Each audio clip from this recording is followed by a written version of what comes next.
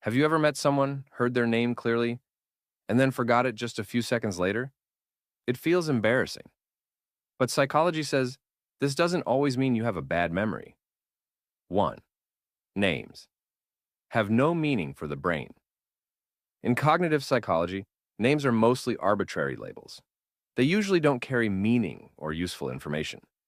Your brain prefers remembering things that connect to knowledge or experience, so it may easily remember someone's job, personality, or story, but forget their name.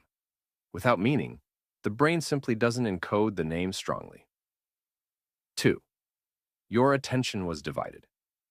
When someone introduces themselves, your brain might already be busy. You could be thinking about what to say next, how you look, or what impression you're making. Because of this divided attention, the name never fully enters memory. If attention isn't focused at that moment, the brain fails to properly store the information. 3.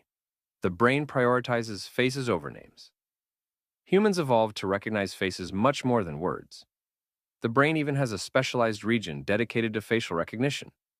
That's why you might clearly remember someone's face weeks later, but the verbal label attached to that face is much easier to forget. 4. An overactive mind can interfere. People who think a lot often struggle with remembering names. Their mind may be running multiple thoughts at the same time. This creates cognitive overload, which makes memory encoding weaker. So, forgetting names can sometimes come from too much mental activity, not poor intelligence. 5. Memory works through associations. The brain remembers information better when it connects to something familiar. But most introductions happen quickly, without giving your brain time to build a link. Without an association, like a visual image or trait, the name feels random, and random information is much easier for the brain to discard.